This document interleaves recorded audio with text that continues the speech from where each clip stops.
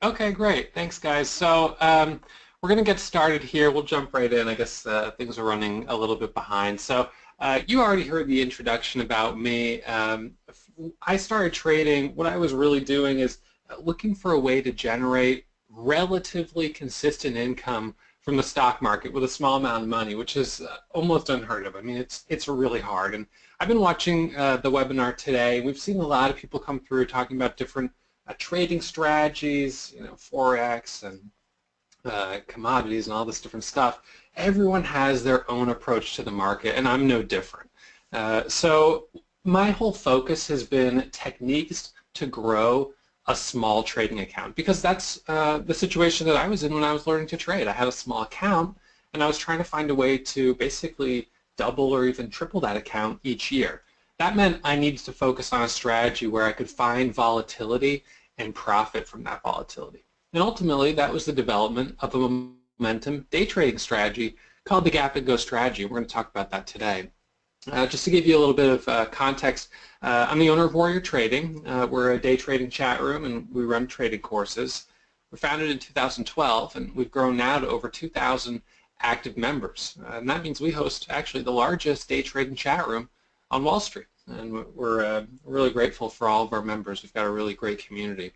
Today, I still trade the same strategies that I used when I had a small account and when I was learning to trade. And it's the strategy that I teach. It's an account building strategy. And the reason it's so popular is because so many of our students come to us, with small accounts. They've got a couple $1,000s, and they want to try to figure out not how to make 5%, but how to double or even triple that, that account in, months or maybe a year. So what is momentum? Momentum is simply a stock, or it really could be any financial instrument, experiencing a strong trend. As day traders, we focus on the intraday charts, primarily 5-minute charts. Momentum is strong, and then when it ends, we get a reversal and the stock moves in the other direction. That reversal is usually marked by a break below moving averages and a shift in volume. All right, so this is important for you guys to understand, because these are the same strategies I'm using every single day. Yesterday I made over $11,000 day trading momentum. It was actually a 29% gain on my $40,000 trading account. Every month I rebalance back to $40,000, and yesterday I made $11,000. So that's the potential of trading these strategies. And also to give you a little bit of context about who you're listening to and why I'm even worth listening to. Back in the spring, I funded a $1,000 trading account, $1,000. And in 1 month, trading about 4 to 5 times a day, I was able to turn that into $8,600 for a 760% gain. It's all verified. These are reports that I've made available for all of our students, showing my accuracy, my profit-loss ratios, my average hold times, and that sort of thing. And then in June, I took my $40,000 account and also tried to see how aggressive I could be if I really tried to push it. And I made $34,500 in 1 month. Again, showing you guys all of the reports, my accuracy, profit-loss ratios, and my account statements to verify that these trades are real. So this isn't to brag. It's to show you that I'm someone that actually has been a successful trader, and that these strategies have worked really well for me. But they've worked not just for me, but for thousands of our students. And this is one student, Ed, who took a $5,000 trading account and turned it into $196,000. All verified profits, trading momentum strategies. All right, so that's a little bit about me and Warrior Trading. We work with a lot of the industry leaders in the fintech space. Merkin, CEO of Trade Ideas, said that we're one of the most proficient trade ideas educators, and we really appreciate that. We work closely with him. We work with Lightspeed, Speed Trader, several other brokers have actually had us come in and help train their clients, because they know that well-trained traders are going to be lifelong customers, and that's good for their business. So they want all their clients to have a really good understanding of the market, so they don't blow up and then leave the market, after just a few months. But we're also very social, and you guys can check us out on StockTwits, Twitter, Facebook, YouTube. We've got three Twitter accounts that have over 200,000 combined followers, and my most popular YouTube video just crossed 1 million views. All right, so today, why are you guys here? You're here because you want to learn how to trade. You want to become a better trader. You want to be more profitable. All right, so we're going to talk about my momentum trading strategies. And this is a stock that's a perfect example of momentum. This stock went from $2 to $10 in one day. And on this one day, I made $4,500 profit. And you might think that's crazy. This kind of thing can't happen day in and day out. Just today, there's a stock that went from $10 to $48. It happens again and again and again. The market can be irrationally strong, whether it's the market as a whole or it's single stocks or it's particular sectors. And as traders, our job is to hunt for volatility and volume and then find the best entry and capitalize on those opportunities. So what is the gap and go strategy? Well, in our trading courses and in the chat room, we teach several trading strategies, but you need to master one. And the easiest one for most of our students to master is the gap and go strategy. We trade this from 9:30 in the morning until 10 a.m. The first 30 minutes, sometimes called the opening range. We focus on stocks that are gapping up, all right? And I'm going to talk about why a stock will gap up. But what we're doing is we're looking for stocks gapping up, and then we look to ride that momentum as soon as the bell rings. And this is a good example. This is a stock that was gapping up with a pre-market high, probably around 8 a.m., of $2.50. The bell rings, and volume poured into it as it surged up from $2.50 to just under $3.50. And that's in a matter of 15 minutes. So that right there is an opportunity. It's an opportunity if you know how to get a good low-risk entry. So why do stocks gap up? Well, typically they gap up because there's good news overnight, whether it's earnings, results from clinical studies, FDA announcements, reports of activist investors. There could be lots of different types of news and different types of headlines, and we go over those and review which ones are stronger and which ones are weaker. But generally there's some type of fundamental news, all right? But fundamental news, there's probably 1,000 headlines every single morning and every single night. So which ones are actually worth looking at and which ones should we ignore? Well, I scan the entire market looking for stocks that meet my criteria for having home run potential. I'm scanning for the gappers. And then I prioritize the low float stocks higher on my watch list. All right, low float, those are stocks that have the potential to make crazy, crazy moves. Go from $2 to $10 or $10 to $50. You're not going to see that on a stock like Bank of America, which has a 10 billion share float. That's a very thickly traded stock, which makes it a great vehicle for longer term investments. It's safer. But traders, we want something as active day traders that's a little bit more, maybe more risky, more volatile, because that's going to give us better opportunities. Okay, and then hunt for the catalyst. I try to figure out, why is this stock moving up? What's the headline? I mark out my chart, mapping out the support and resistance areas. I prepare my orders, and then once the bell rings, I'm ready to start trading. So every single day for me, I have the same process. I scan the market and I look for stocks that I think have the potential to move at least another 20 to 30% once the bell rings. My goal is to generate account growth on a daily basis. That means I need to be trading stocks that are moving quickly. So on an average day, I'll have 2 to 4 stocks on my watch list. And this right here is the stock scanner that I use. This is what it looks like on an average day. And we're scanning just for stocks gapping up more than 4% or gapping down more than 4%. We're looking for relatively big moves. I don't want to look at a stock that's just gapping like 1 or 2%. So then this becomes my list, and I go through each one of these stocks and I figure out what's the headline, what's the float, what's the volume, is it trending on social media, are people talking about it, and I do my due diligence. And then of course I have to choose the best. Right? If there's 10 gappers, I have to decide which one I think has the most potential.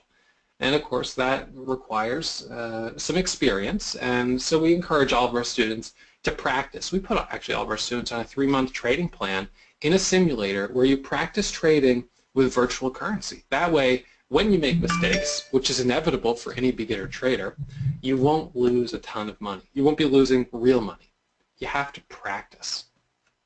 Now, each morning as I look at the charts, I have to understand, is this a good pre-market flag or a bad pre-market flag? Now, this is an example to me of a stock with a rather weak pre-market flag because it's selling off. We gapped up to 220, and now we're kind of fading right before the open. So this wouldn't be a good candidate for a gap and go trade. This one also is not an ideal pre-market chart because it's so strong, the stock has almost gotten extended.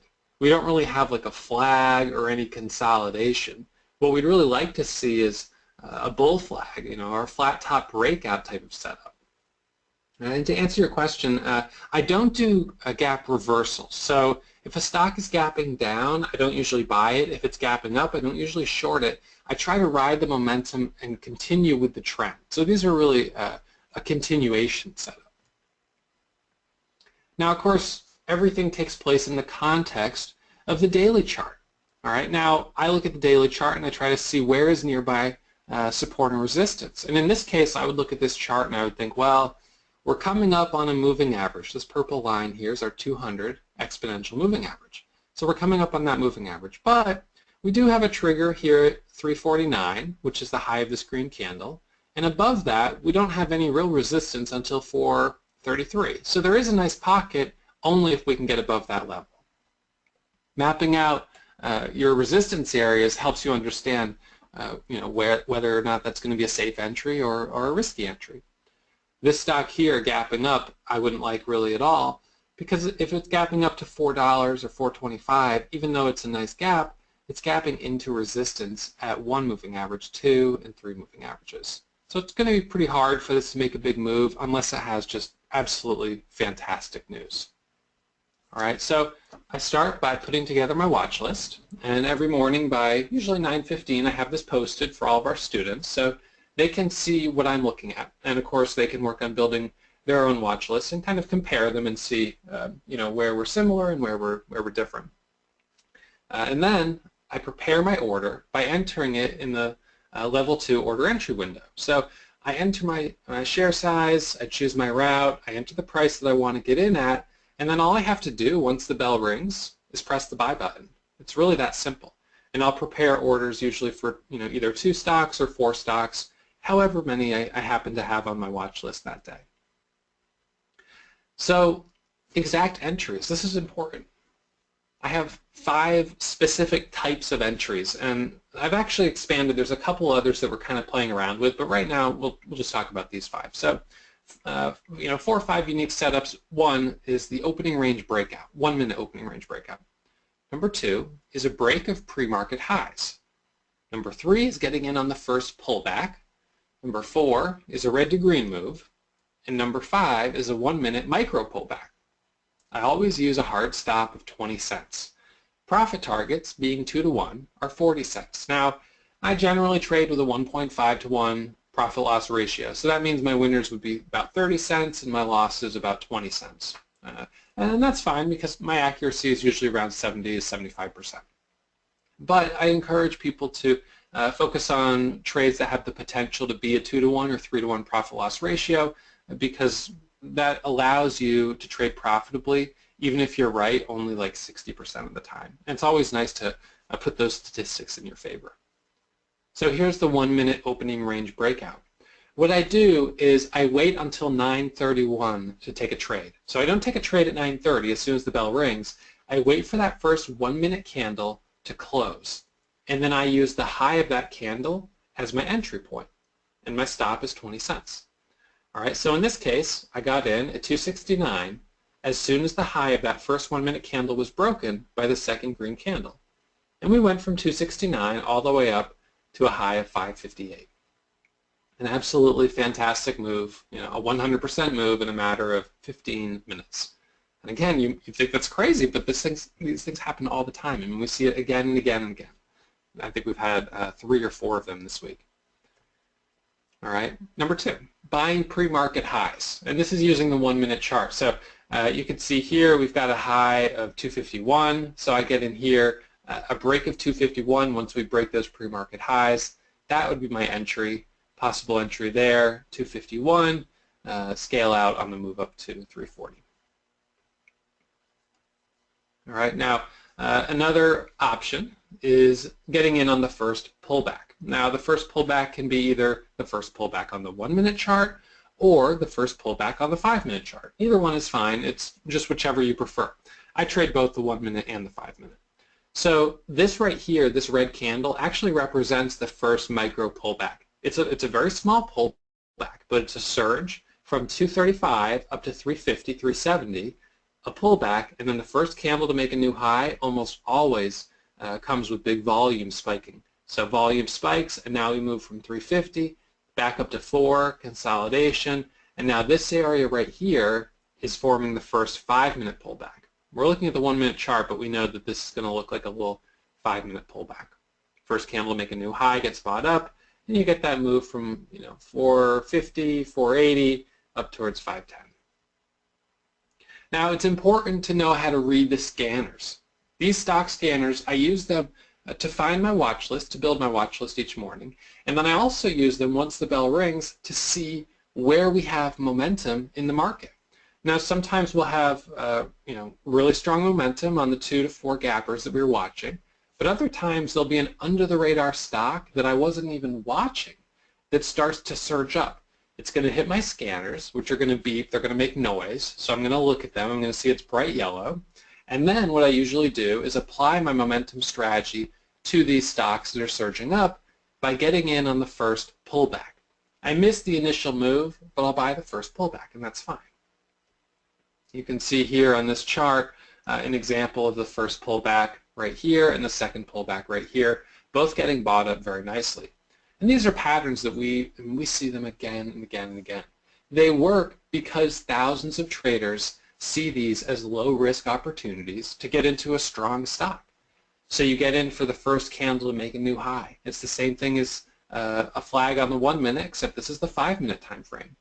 Get in here around 320, you sell half on the push up to 370, then you add back at 360, sell on the push up towards 420. I mean, again, the first and second pullbacks, they're so strong. Here it is, another time. You get that first pop. Now, if you miss the first pop, which a lot of us do, right? We don't always know when a stock is going to surge up. It's impossible to. But, right, we get in on the first pullback. That's what lots of traders do. They see that as an opportunity to jump in a strong stock early on. So we like to get in on the first pullback or the second, but usually not by the time we're at the third or fourth pullback. Now, the fourth gap and go setup is the red to green move. And this is pretty common. This is when a stock gaps up, but then as soon as the bell rings, it actually sells off. It drops a little bit. Some profit taken. Totally normal, to be expected. Ideally, these will actually drop 10%, turning on the short sale restriction, and then they'll surge up. Because now when they're surging up with short sale restriction, for the rest of the day, it's going to be harder for shorts to get into the name. They're not going to be able to trade it as easily because they have to get in on an uptick, and that's what can create really an explosive setup for a low float stock. Short sale restriction, with a low float, good catalyst, and a great daily chart, that's when we can see some huge moves. All right, next slide here is on micro pullbacks. So this is almost always on the 1-minute chart. It's when we see a stock move up, pause for just a moment of rest, and then the next leg up. Sometimes it takes the form of a red candle. We have a red candle, and then as soon as the next green candle breaks the high of that red candle, we're getting it. We're jumping in for the momentum. Sometimes it takes the form here of just a little bit of a bottoming tail where this candle dips down for a second and then surges over the high. When this also lines up with a $0.50 or a whole dollar, it can be very good. But when it's in the middle, like in the 70s or in the 20s, it can be a little tricky. And this one right here, number 3, this is the hardest type of micro pullback because it's almost not identifiable on the 1-minute chart that there was even a pullback there. So this is one that I would be really cautious on, right? I would only take this if it was at a $0.50 or a whole dollar and it was a really strong stock that we just had to get into. So once you're in the trade, when do you sell and how long do you hold? I usually hold until I start to see heavy resistance on the level 2. So as a day trader, as an active trader, I focus on the level 2 very closely. So if I see a big seller, like a 30, 40,000 share seller, I might decide to just bail out and sell on the bid. If I'm in a position and I stop seeing buying, we're watching the flow on the time and sales. We want to see lots of green. If it just sort of comes to a stop and we see some selling, then I'll be able to sense the momentum is shifting and I'll back out of my position. If my first profit target is touched, then I'll sell half on the ask. As long as there's still strength, I can sell on the ask, and by doing that, I get the best price. I can also adjust my stop to break even or a profit stop. That way I'm being a little bit more conservative and not risking giving back profit. All right. If second or third profit targets are hit, again, I continue to scale out, sell small pieces until eventually I've got almost my whole position sold. If my entry is on the 5-minute chart, then I'll typically sell on the first red candle. So the first candle to close red, I would be out. Now, if I was in a position and I'm already up, like 40, 50 cents, I might hold through a red candle because that could form the first pullback. And then the first candle to make the new high out of that pullback is an entry point for the next leg up where I could add back to my position. So I will do that from time to time if a stock is particularly strong. But remember, breakout or bailout, that's my mentality. When I get into a trade, I expect it to work within the first 5 minutes of getting in the trade. Now, that may sound impatient, but I'm getting in breakout setups. I'm getting in stocks that are very strong, that are momentum stocks. So if I get in and the momentum's not there, that's a problem. I mistimed my entry and I get out. I can get out break even, I can get out for a small loss, but generally I don't hit my max loss. If I hit my max loss, it basically means the trade went horribly wrong. I got in and it immediately dropped. And that happens from time to time. And it's also important to note that even a trader like myself who is successful and makes good money, I can make $30,000 in a month, but I'm only right 70–75% of the time. So that means I have to learn how to manage risk and how to stop out of bad trades quickly. That way, the 25–30% of the time when I'm wrong, I don't let those turn into career-ending mistakes. And I've seen so many traders do it. They don't want to cut the loss. They hold it. They average down. And it just makes a bad situation worse. So learning to become good at losing is really important. And that's something that it comes with practice and a bit of emotional conditioning. So again, a good reason to trade in a simulator first. So we're going to look at a couple of case studies of gap trades. Now I know we're moving pretty quickly today, and for people that are already fairly familiar with stocks and the market, this may all totally make sense and you're following right along with me. But if you're new to trading and this feels a little overwhelming and you're getting a lot of information, just know that we can slow this down. You can come back and rewatch it. You can always email me with questions. All right, so this is again just another typical gap scan. We've got our stocks gapping up more than 4%. We see how much volume they have, the float, and that sort of thing. Now, out of this scanner, I picked out OHGI. It's under $10, so it's kind of in my price range. It's a 14 million share float, which is relatively low. It has less volume than BIOC and certainly less volume than RALY, but I kind of liked it on the daily chart. So I checked the news, and I saw that there was news, and it was connected with Alibaba. Now, anytime a small cap stock has a headline that includes the name of a big company like Alibaba or Apple or Facebook, it's good news. These stocks almost always get irrationally strong, just the potential of maybe they'll get a buyout or something like that. So this had a pre-market high of 236. Guess what happened when the market opened? It went from 236, it surged up 100% to 582. Just a crazy, massive move. I got in this one, we already showed you this slide. This right here was the 1-minute opening range breakout. That was my entry on this one. So break of pre-market highs would have been fine at 235. but it actually opened above the pre-market high, which is kind of a funny place for it to open. So I just waited for the first candle to make a new high, the 1-minute opening range breakout. This one, CDTI, again, 13 million share float, 300,000 shares of pre-market volume. We check the catalyst. There is a headline on it. That's the reason for the gap. We see the pre-market high of 250, 251. So as soon as the market opens, I'm watching this for a long.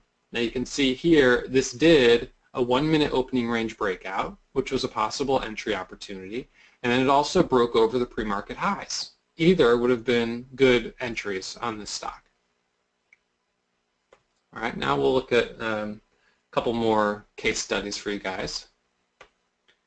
This right here at JVA, this was one of these stocks that was crazy strong. So there was a headline on this one, and we had a pre-market high of 431.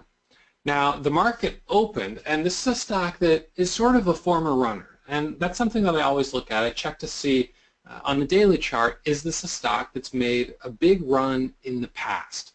And if it is, then I'm going to be much more likely to jump on it early because I don't want to miss the move. This went from 431 up to 520, pulled back, and then it went up to 615. I locked up $3,500 in 15 minutes of trading. And again, this was right here on our high day momentum scanner. So it was on the watch list, and then as soon as the bell rang and we had volume pouring in, we were able to see it right here again. Now, you can also look at these as short opportunities, because of course what goes up must come down. And so a lot of traders in our room will trade both sides of these names. They'll trade them to the long side, and then when they see that reversal indicator, the shift of volume, the break of the moving average, or they just feel that it's very extended, they'll flip sides and go short. Now the only problem with this, with some of the small cap stocks, is that it can be hard to find shares available to short. There are some brokers that have really good borrow lists, but a lot of brokers, and the big ones like E-Trade and Ameritrade, they don't always have shares of small caps. So that can make a very short bias trader, a little frustrated when they see these good setups and then they can't take them. And of course, short sale restriction on any of these stocks can also cause a bit of an issue. So here's another one, HNSN, pre-market high of $4, a gap and go setup from $4 to $5. Another really strong stock. This one had FDA news. You can see the pre-market chart. There wasn't a lot there, but something that I talk about is getting entries at half dollars and whole dollars. And I do that because those are psychological areas of support and resistance.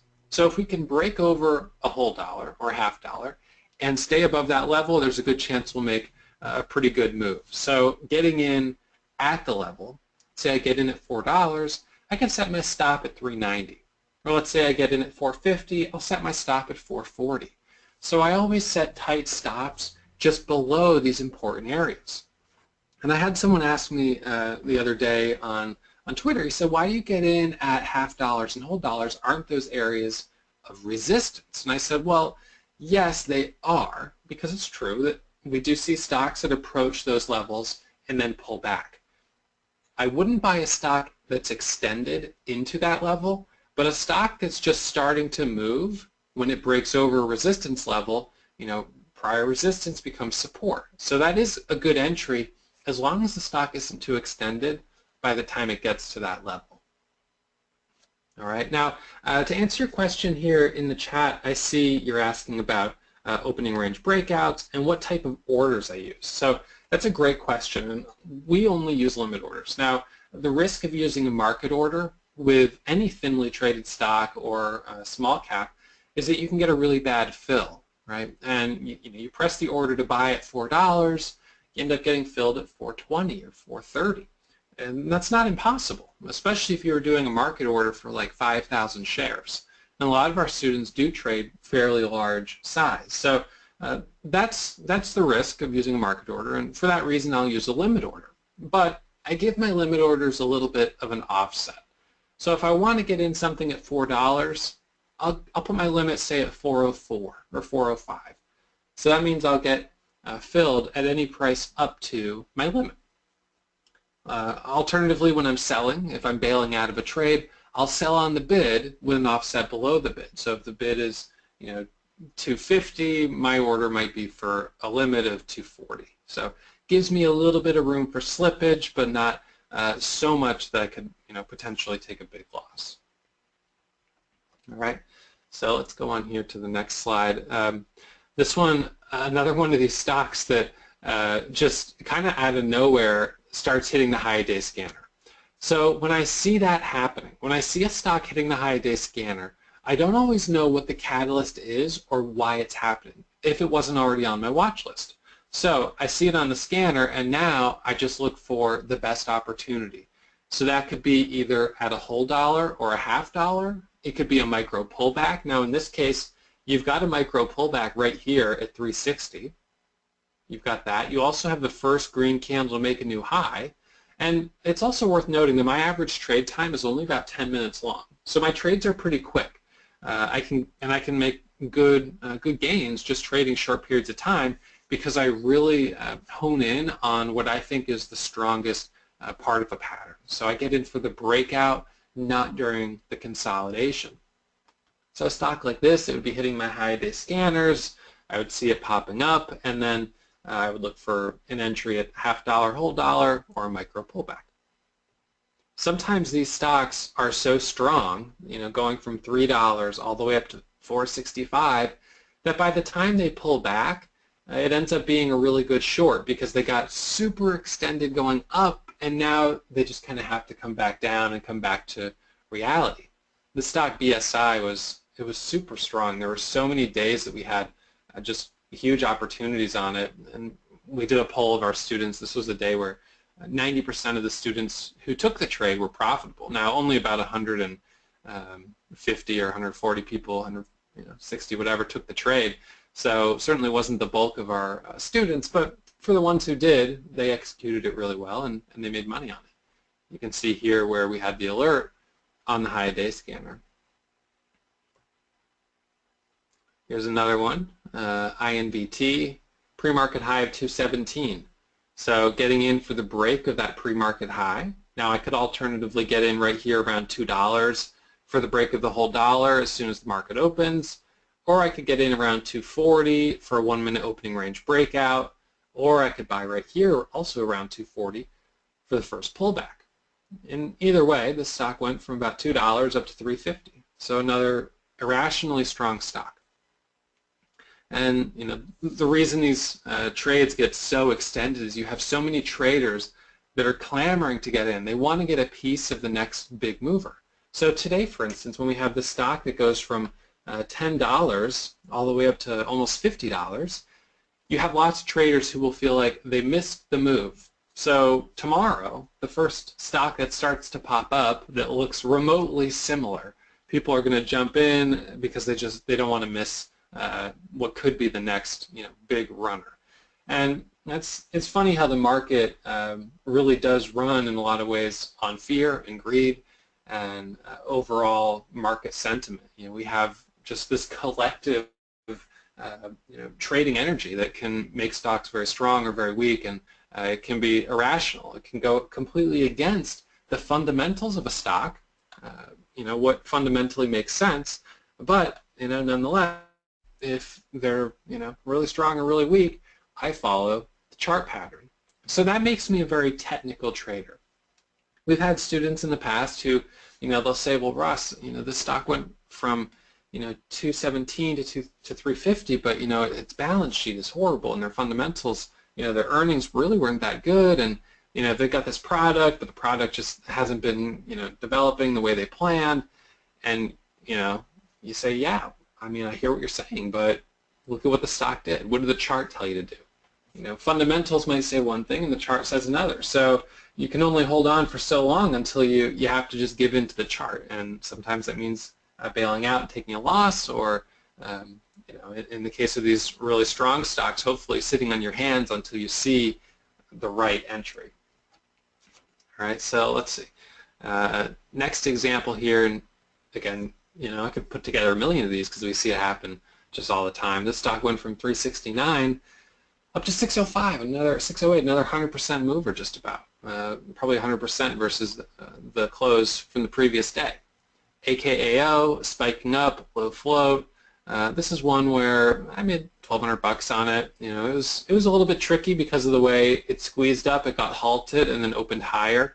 And we've seen this a lot recently. These stocks that they squeeze and halt and squeeze and halt, the circuit breaker halt. So those are 5-minute halts because the stock is experiencing too much volatility. It's almost you know, the market, the idea is to slow down stocks to reduce volatility so traders and investors have time to think. And this was kind of in response to trying to prevent flash crashes. So when you have, you know, in a matter of minutes, a stock surge up 10% or 20% or whatever it might be, that might be a trigger to, you know, cue the circuit breaker, stop trading for 5 minutes, give people a chance to figure out what the news is, figure out what's going on, and then let it resume.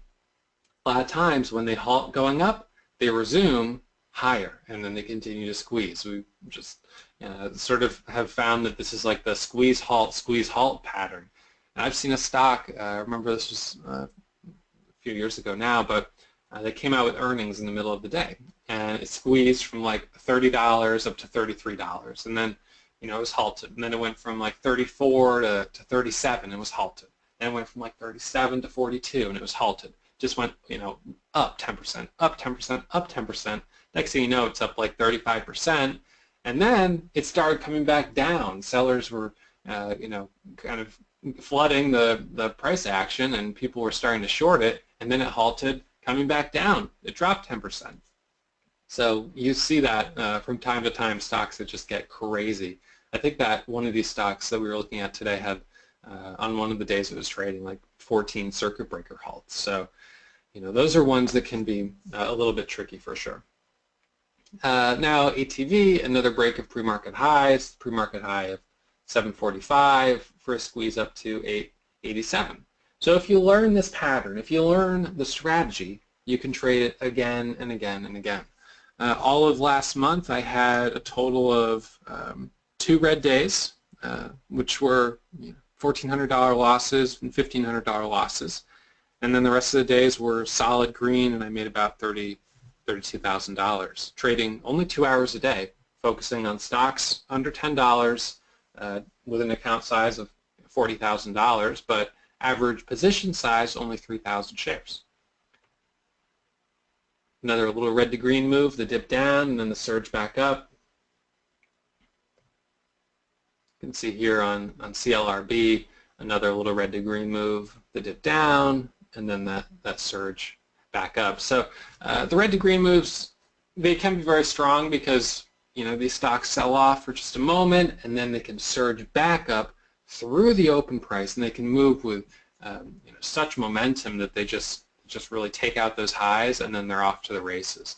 So that's one that I really like. But earlier someone was asking about the gap down reversals. A stock that's gapping down and starting to move back up, I'm often very cautious on trading those because you have that selling pressure of people who are really under the water on that name. You know, they're stuck in the gap down, and now they're just trying to get out. So I sort of avoid trying to buy those types of stocks. Now, as I already mentioned, we're going to do a couple minutes here of Q&A, so if you have any other questions, I can give you guys some answers. And what we've done today is we've really just scratched the surface. I mean, this is a super quick webinar. We're just talking about one strategy, and we're not even really having time to go into depth on it. So what we're going to do is at 7 p.m. tonight, we're going to do a special webinar, and it's going to be about 90 minutes long. And I'm going to go into more detail, and I'm actually going to share with you a couple of secret tips that I use every single day when I'm trading. How to find these big moving stocks, how to get the good entries, some of my hotkeys, how to manage the risk, and a couple other tips and tricks on how to use the scanners. So if you guys want to join us, that'll be about an hour and a half. We'll have a little bit more time to really get into things, and hopefully you guys will enjoy that. So you can see right here, I'm going to try to send that to the chat room, the registration link. So a couple questions here. Less than $10, how many shares? For me, usually 3,000 shares. I start typically with 2,500 shares as my starter position. And then I'll increase from 2,500 up to 5,000. Sometimes I'll go up to 10,000 if I feel really good about a trade. That's not uncommon for me. And if you make 50 cents per share with 5,000 shares, you're up 2,500 bucks. So when I first started trading, my goal was simply to make about $1,000 a week, $52,000 a year. So to make $11,000 in one day, I haven't lost sight of the fact that that is a real accomplishment from where I started. The hardest thing I think for new traders to learn is that once you make consistently $20, $30 a day, the only difference between making 20 or 30 a day and making 50 or 60 is share size. And then next thing you know, you're making $100 a day, 200, 300, 400, 1,000. And it just increases because once you have a strategy that works and it's consistent, you just work to build up your confidence to take bigger size. And that means you have to be comfortable taking bigger losses because loss is an inevitable part of trading. But you take the winners with the losers, knowing that your accuracy is strong and that your consistency is enough to maintain a good, profitable track record.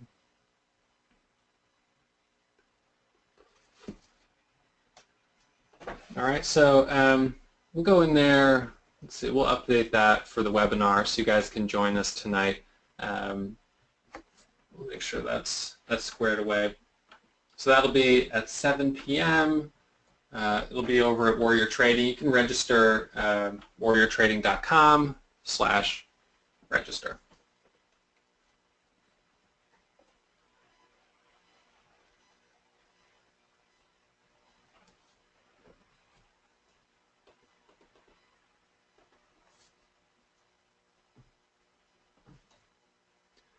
SureTrader, yeah, I did trade there during my challenge where I had just a $1,000 trading account. It's not a bad place to trade. I mean, you have to deal with the commissions being a little bit higher, but because it's the only place you can trade with a really small account, I was happy to trade there for quite a while. So that is an option.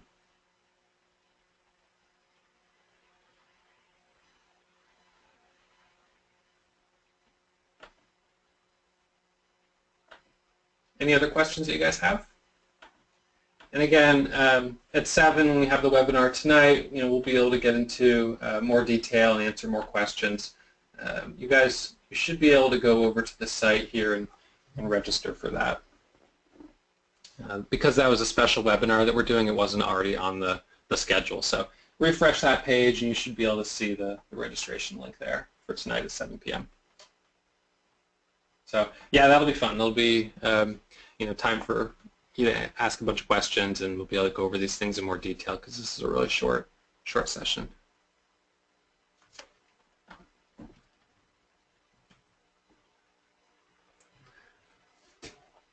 Well, 1-2% gap. If a stock is only gapping up 1 to 2%, generally speaking, I mean, there's just not going to be a very strong catalyst behind it. We want to see stocks gapping up 10-15% because that tells us that there's something really driving this stock. There's something pushing it. So minimum gap is 5%, I would say 4 or 5%.